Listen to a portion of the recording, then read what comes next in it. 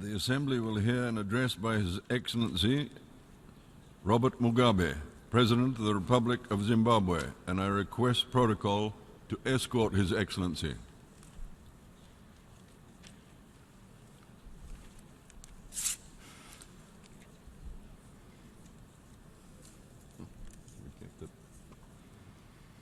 On behalf of the General Assembly,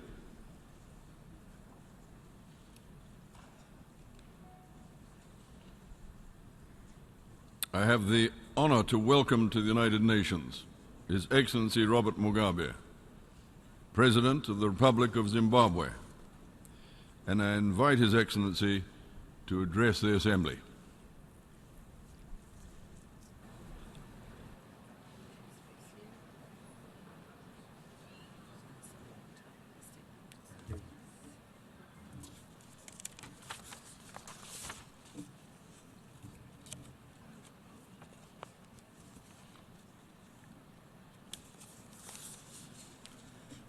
Your Excellency, Mr. Peter Thompson, the President of the 71st session of the General Assembly, Your Excellencies, Heads of State and Government, Your Excellency, Mr. Ban Ki-moon, Secretary General of the United Nations, distinguished delegates, ladies and gentlemen, comrades and friends.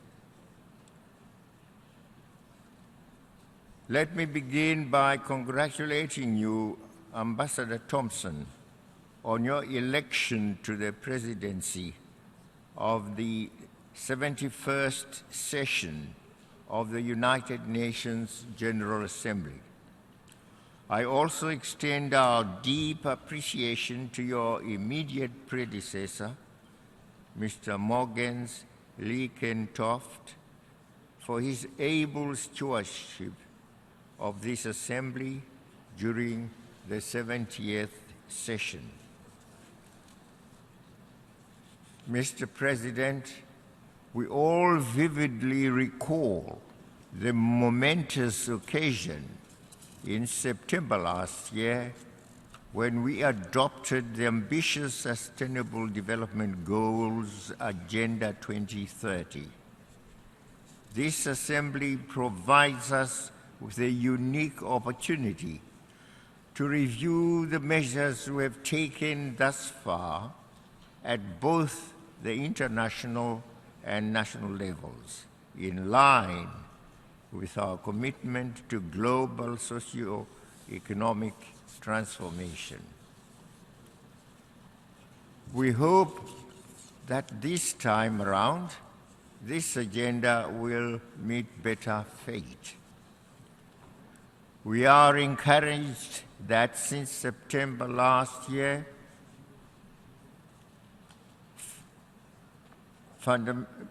fundamental steps have been and are being taken at various levels to implement Agenda 2030.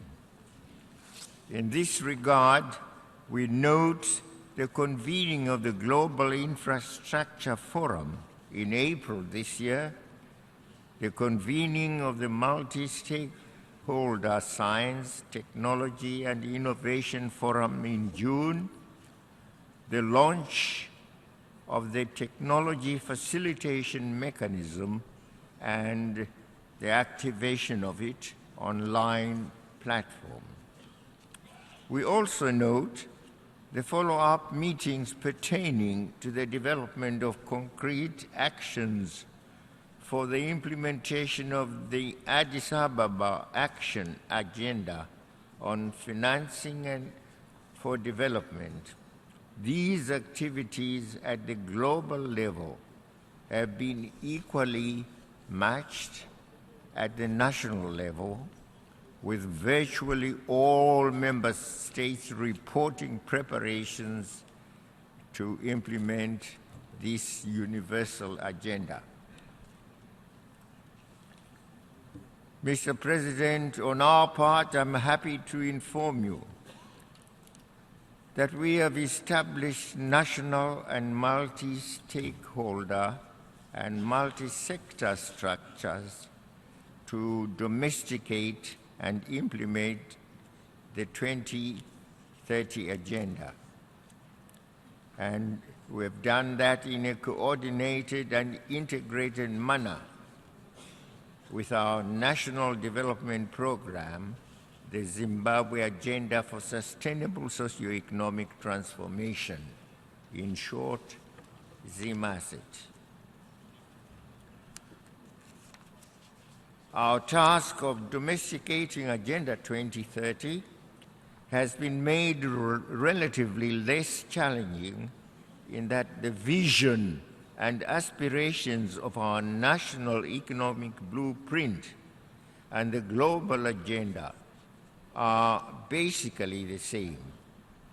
Our biggest impediment to the achievement of the 2030 agenda is the burden of punitive and heinous sanctions imposed against us by some hegemonic and neo-imperialist powers amongst us here.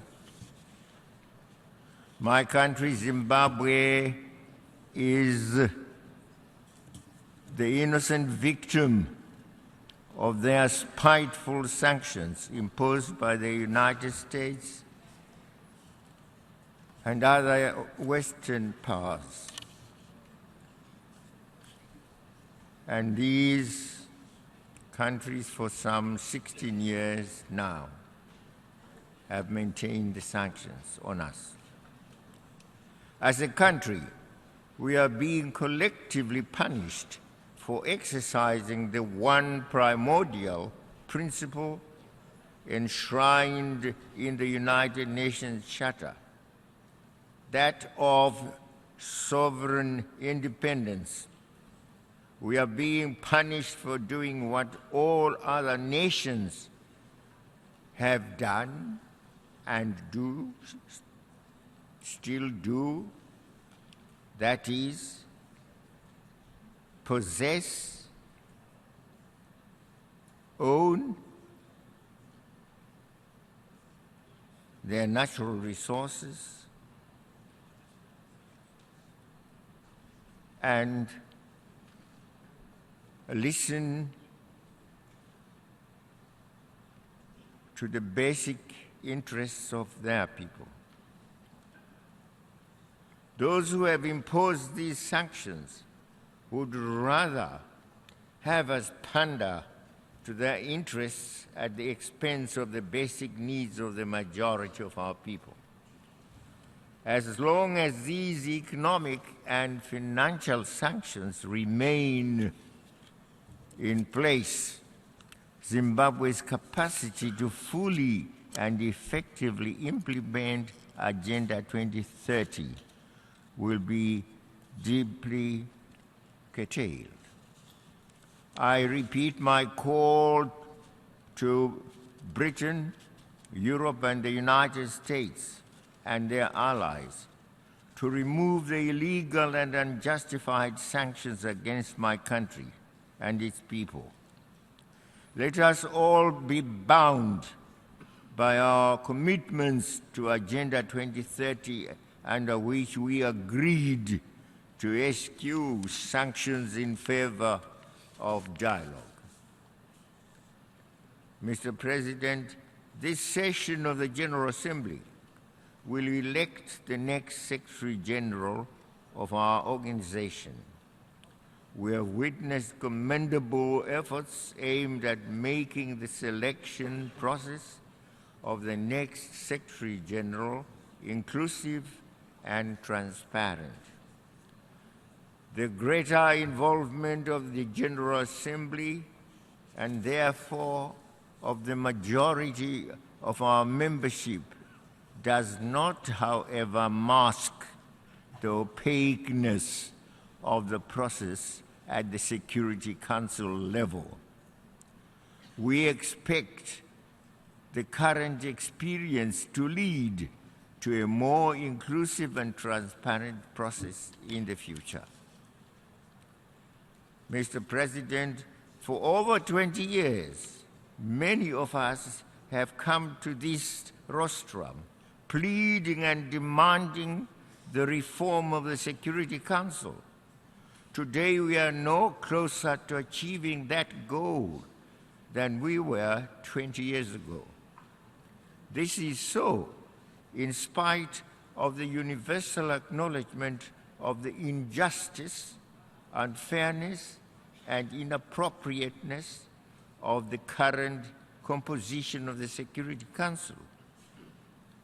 We now have an opportunity in the ongoing negotiations, in the intergovernmental negotiations, to redress this unjustifiable and unjust situation in the interests of a strong and more united organization capable of delivering on its mandate. Mr. President, our common commitment to leaving no one behind demands that we address the plight of people still living under colonialism and its occupation. The people of Palestine have lived under occupation and persecution for over 49 years. It is high time that the United Nations, in particular the Security Council, fulfilled its charter duties and obligations by implementing its resolutions, which include Resolution 181, Resolution 242, and Resolution 338. The two-state solution based on the pre-June 1967 borders should now be pursued within set parameters and set timelines. This is the only way to achieve durable peace in the Middle East. On our own continent, the United Nations is duty-bound by the principle in the Charter to redouble its efforts in ensuring full realization of the right of self-determination for the people of Western Sahara. Agenda 2030 recognizes that sustainable development cannot be achieved without the full realization of the rights of the peoples living under colonial and foreign occupation. We urge the holding of the independence referendum for the Sahrawis without much further delay. Let me conclude by thanking the Secretary General, Mr. Ban Ki-moon, for the tremendous work he has done during his tenure.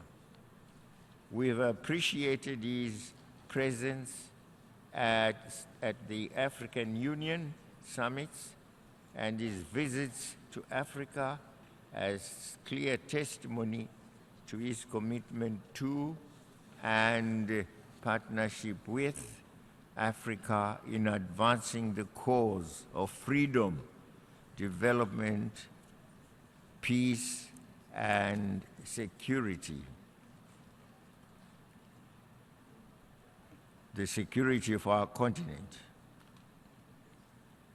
We particularly applaud the Secretary General's leadership in mobilizing the entire United Nations system and indeed the international community to partner with Africa in stopping and rolling back the Ebola epidemic, which claimed thousands of lives and undermined Africa's socio-economic development. He has indeed been an indefatigable advocate for self-determination and a persistent champion for inclusive development, peace, and the building coalitions to deal with humanitarian and other crises. We wish him well in all his future endeavors, and I'm sure many of us will miss him, especially we of Africa. I want to thank you.